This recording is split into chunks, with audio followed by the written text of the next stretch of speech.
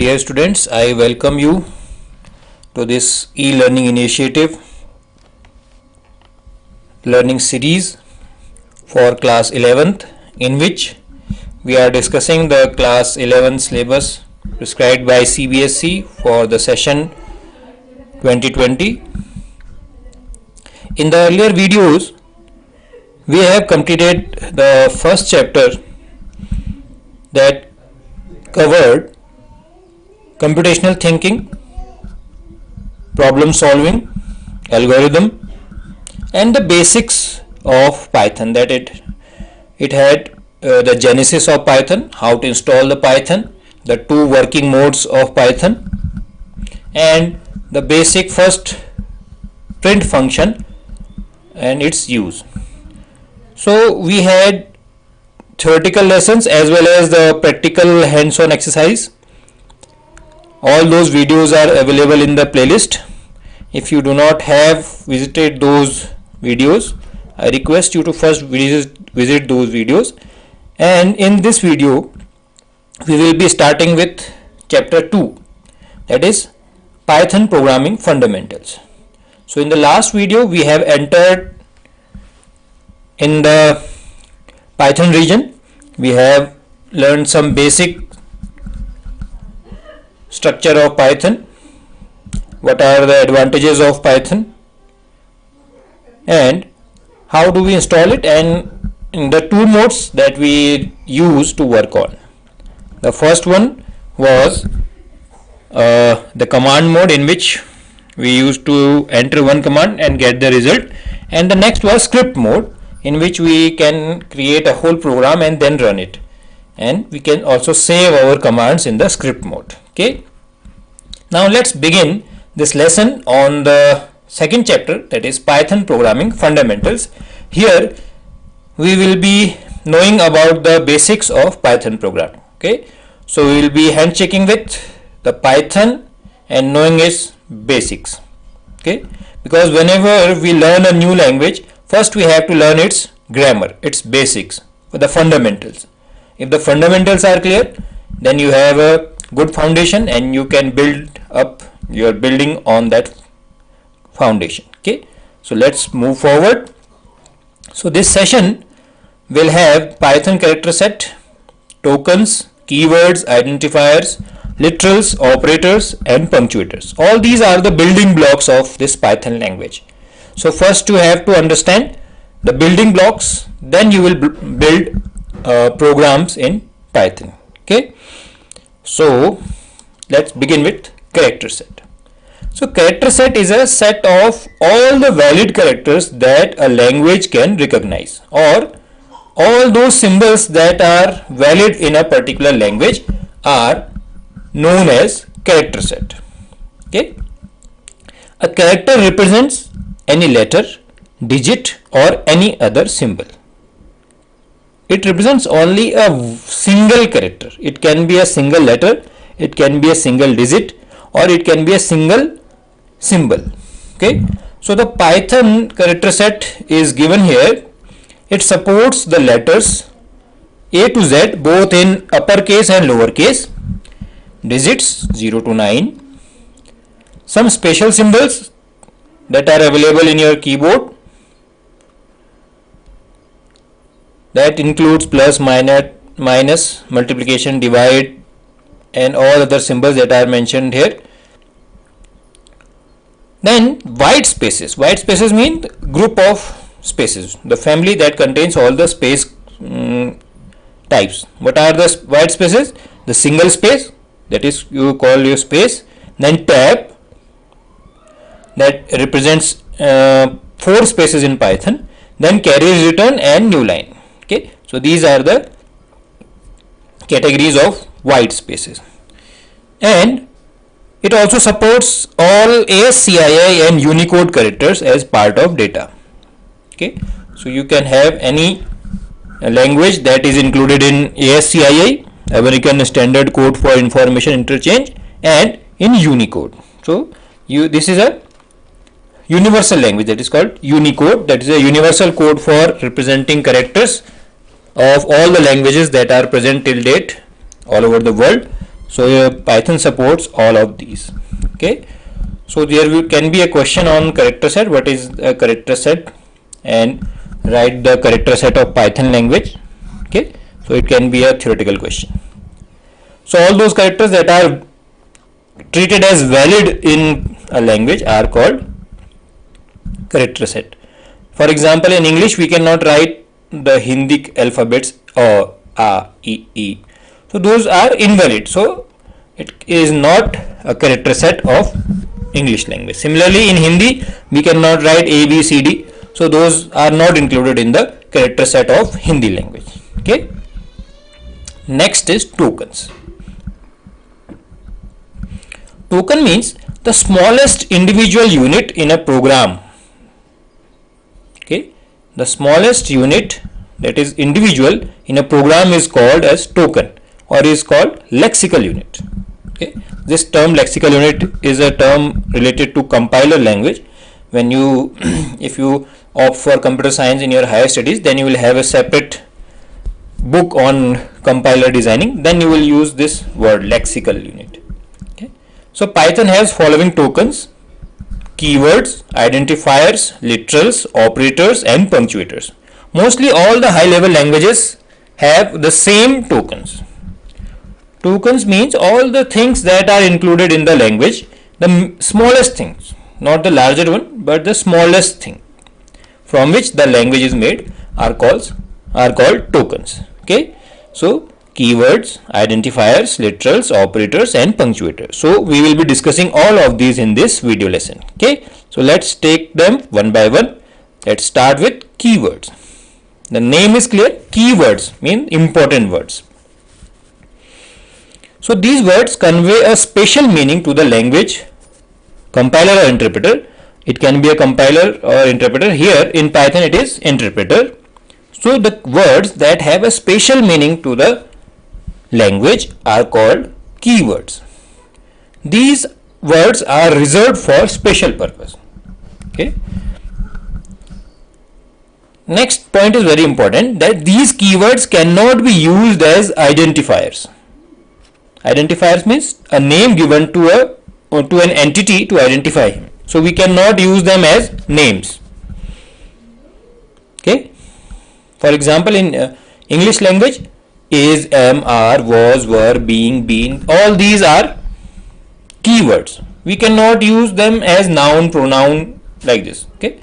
We cannot name a person is, because is a helping verb and it is reserved for some special use. Okay. So the keywords are reserved words that are having special purpose. So they cannot be used as identifiers. Okay. The Python language has following keywords. These keywords are listed here.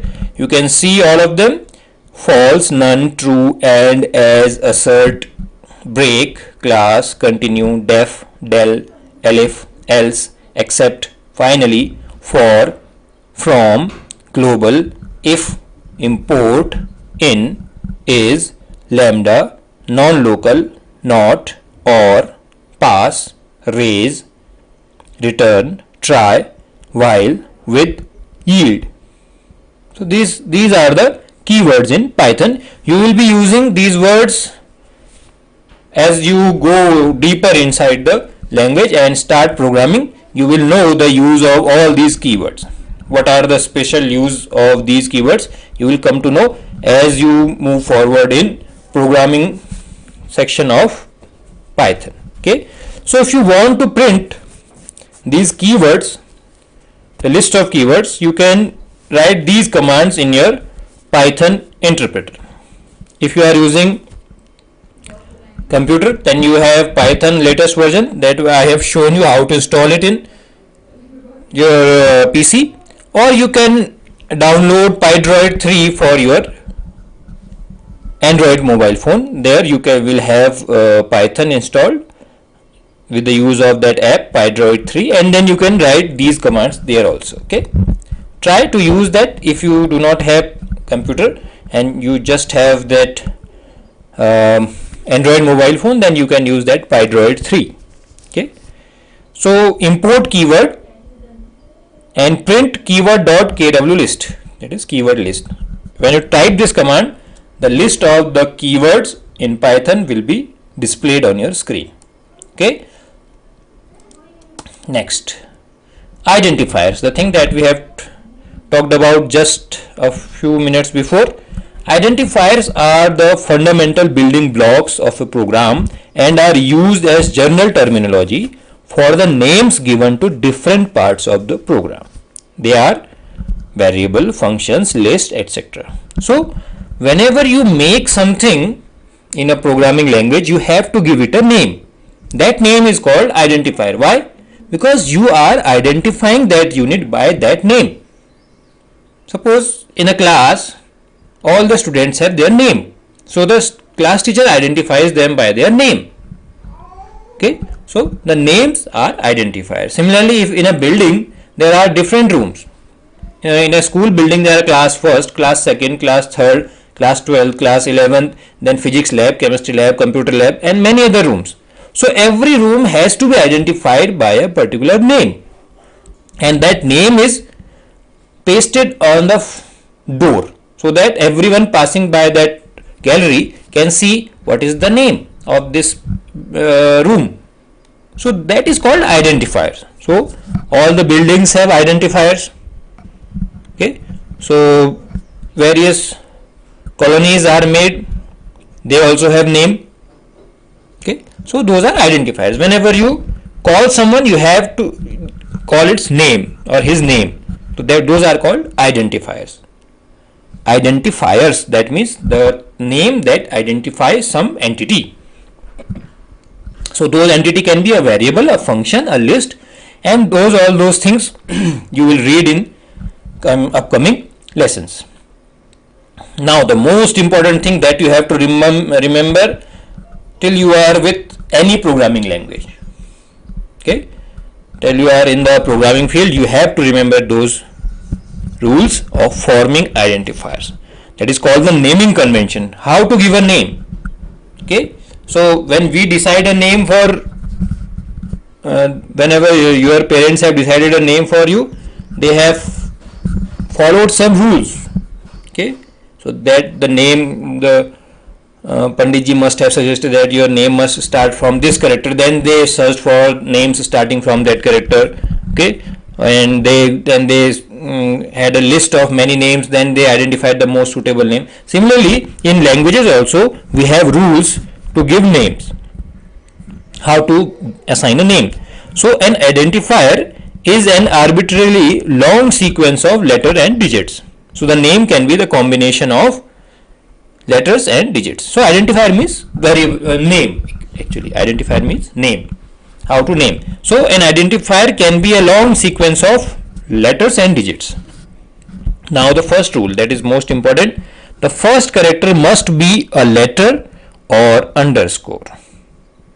You cannot use digits as the first character.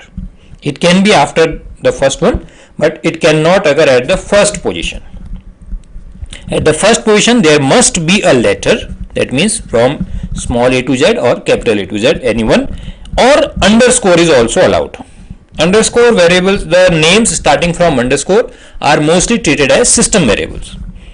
Okay, when you use some system variables, then those are started with underscore.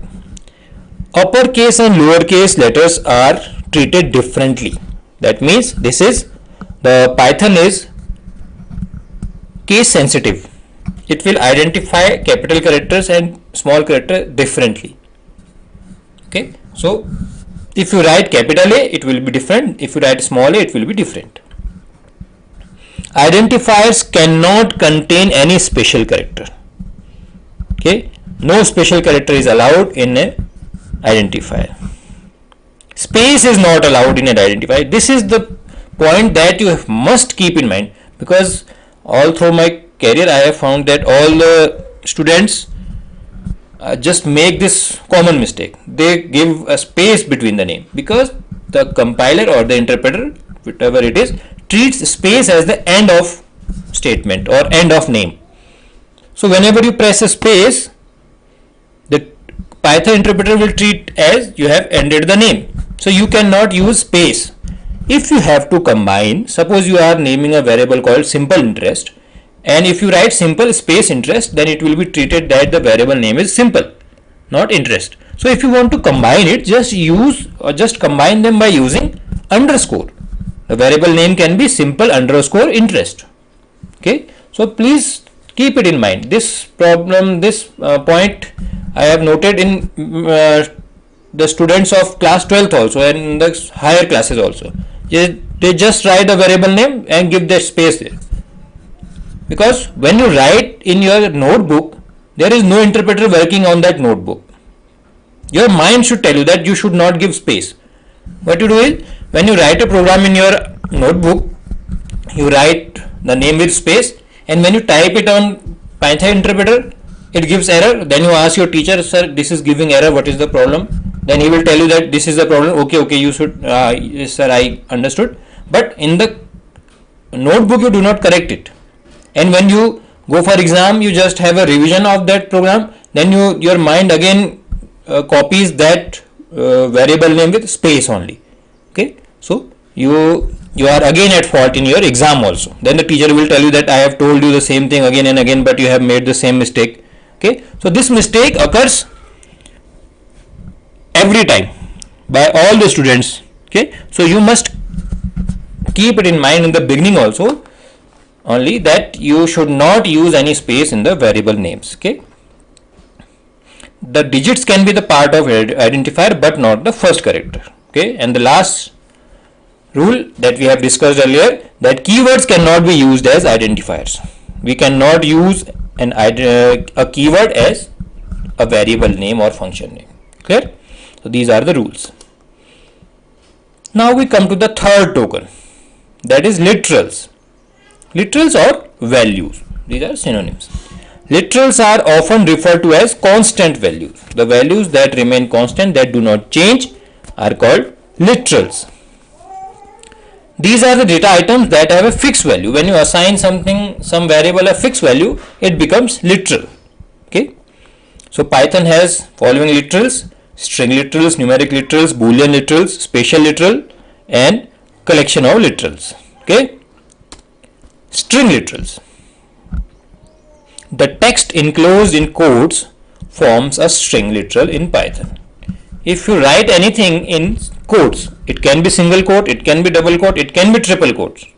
Okay, Python supports triple quotes also. Other languages only support single and double, but Python supports triple quotes also.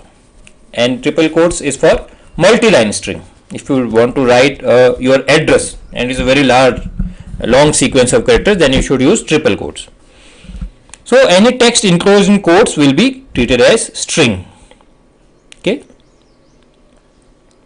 Suppose you have a class section A, B, C. So those A, when you write it in single quote, it will be character. And also if you write 1 in single quotes, it will be treated as character, not digit. Okay. If you write x is equal to 1 without quotes, then it will be treated as number.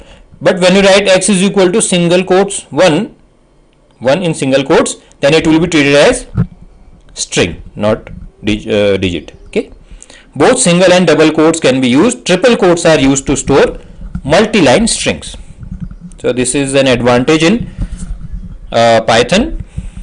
I request you to note down all these advantages, especially in a separate page, so you can have a list of advantages throughout your Python study, and you can just have that in mind when you have to compare that Python with other languages. So this is the beginning, so you can note it that Python also supports multi-line strings.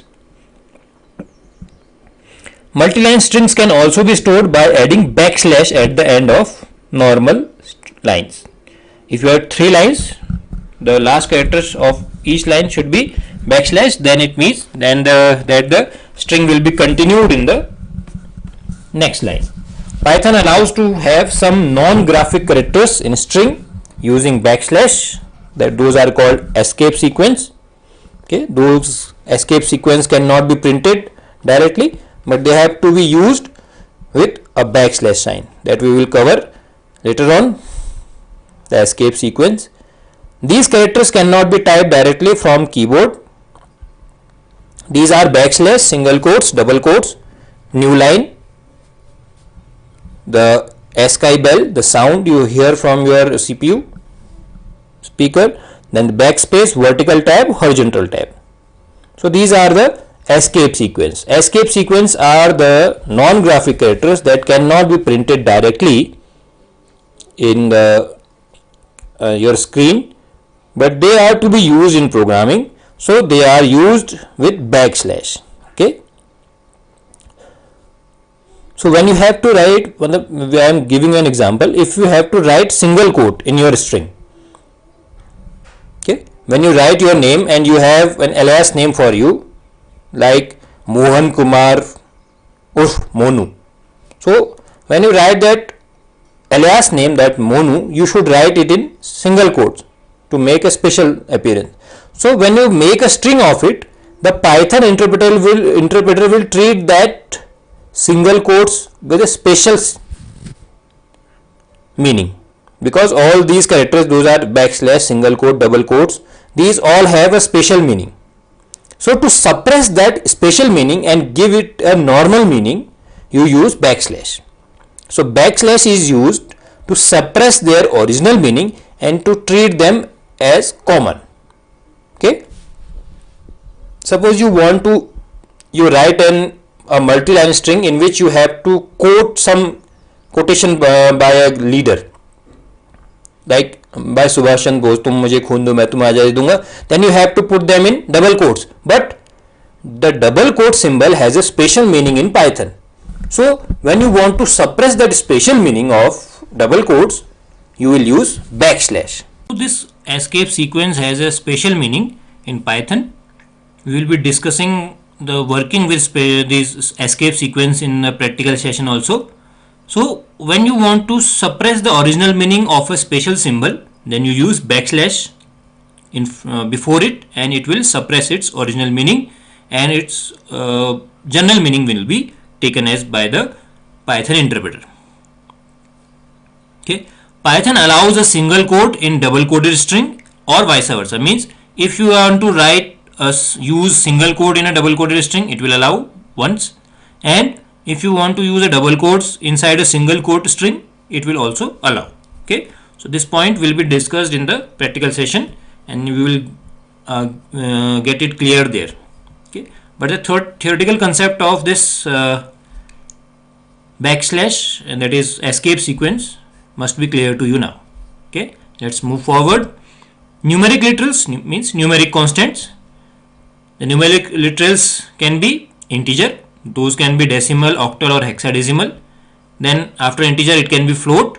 Integer means complete value, full integer without any point decimal value, but float means that will have some integer portion or with some fractional portion. So it will be a combination. When a number is a combination of integer with fractional, it will be treated as float. Now the second advantage of Python, Python also supports complex numbers.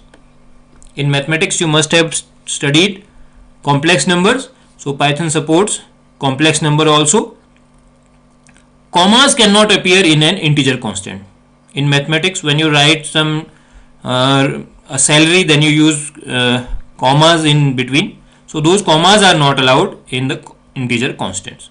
So octal values are written with 0O, and hexadecimal values start with 0x. X can be small or capital. Okay, so if you want to specify an octal literal, you should start with 0O, and if it is a hexadecimal number, then you should give starting as 0x. Okay, floating literals can be written in fractional form or exponent form. You have studied this type of representation of fractional numbers in your lower classes in mathematics, that a fractional number can be written in general fractional form or in exponent form. Okay, so both the forms are supported in Python. Constants with comma will be treated as tuples. This is very important. If you put a comma in between the numbers, those will be treated as tuples. Tuples is a data type in Python that will be discussed later, but just you should keep in mind that you should not put commas between the numbers. A number with no sign is treated as positive. That is a general rule that you have studied since your class 1, that if there is no sign in front of a number, it will be treated as positive. Okay. Boolean literals. Python also supports Boolean. Boolean means that has only two values, true, false. Okay. So a Boolean literal in Python is used to represent one of the Boolean values that are true and false. A Boolean literal can either have value as true or as false. Please note that in Python, 3 names or 3 keywords are there that start with capital letter. Those are true, false and none. Only these 3 are the keywords that start with capital character. So the T in true and F in false and N in none will be capital. Okay, you can see the names written there. True, T has capital, and in false F is capital, and in none N will be capital, others will be small. Okay, so all the others are small in the entire language, all the keywords are small, but only these 3 keywords start with a capital letter. Okay, this thing should be kept in mind whenever you are working with Python language. Okay, so a Boolean literal can have only 2 values, true or false. So when you want to represent a condition where the result can be either true or false, then that will be taken as a Boolean literal. Okay, then the Python have a special literal that is called none. N is capital. Okay, it is used to indicate absence of value. Okay, it is also used to indicate the end of list in Python.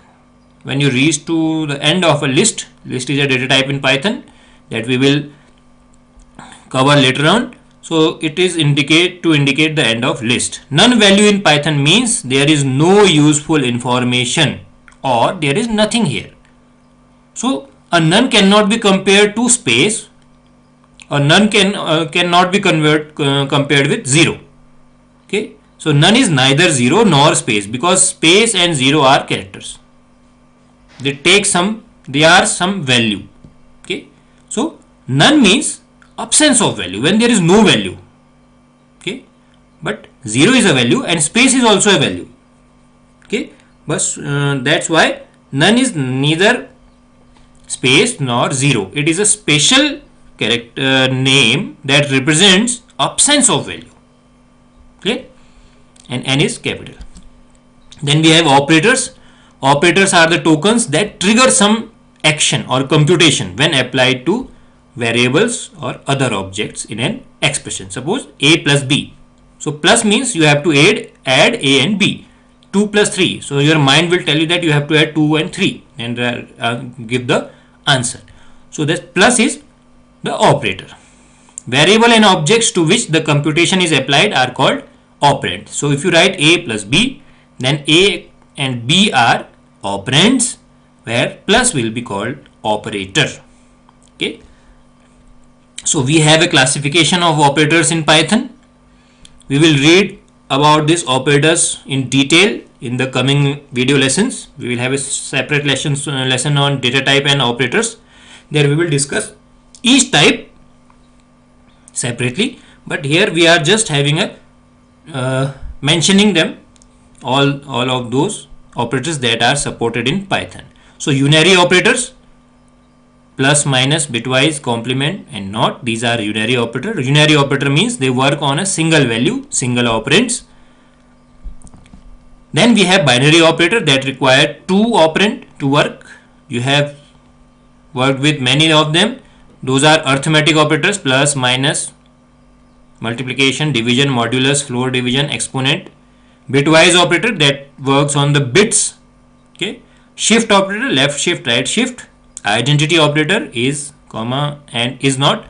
Relational operator, less than, greater than, less than, equal to, greater than, equal to, double equal to, not equal to. Then we have logical operators and or. Then we have assignment operator, equal to, plus equal to, into equal to, minus equal to and many more. Then we have membership operator to check the membership. Those are in and not in. So don't worry, all these operators will be discussed in detail in a separate video lesson. So here just you have to know about that what is operator and what are the types of operator in Python. Okay, the details will be discussed later on. Then we have the last token, that is punctuator. In English you use punctuators, in every language we have punctuators. Punctuators are the symbols that are used in a programming language to organize the programming sentence structure and indicate the rhythm and emphasis of expression, statements and program structure. So in every language, either it is Hindi or English or Sanskrit or anyone, you have some special symbols that mark the organization structure of sentences. You have comma, you have semicolon, you have colon, you have full stop, many of those, single quote, double quotes, all these represent some special organization of data. Okay. Similarly in Python also we have some special symbols that are used to organize the statements. Okay. So in Python we have single quote, double quote, hash, backslash, parenthesis, square brackets, curly brackets, at the rate, comma, colon, full stop sign, okay, equal to sign, and the apostrophe sign. So all these signs are used in Python for some special purpose, for punctuation. That means to organize your programming sentence structure. Okay, so these are the punctuators. So we have discussed all the things that we have studied earlier as the part of this session. All the things that we have had in our session outline have been covered. So this brings us to the end of this video lesson, in which we have covered the basics of the Python grammar, so that we can go in detail step by step, and you should go through all these concepts that have been discussed. Just try to understand them. If you have problem, you can get back to me using your comment section, and if you have some problems in between, those problems that we have discussed will be solved in the practical session. When you will work with the programs, then it will be clear to you, and you have to focus on these terms first. Then only you will be having a foundation, a solid foundation of Python language, and then you can build on higher and more tougher concepts of Python. Okay, so I request you to go through all the previous videos and this video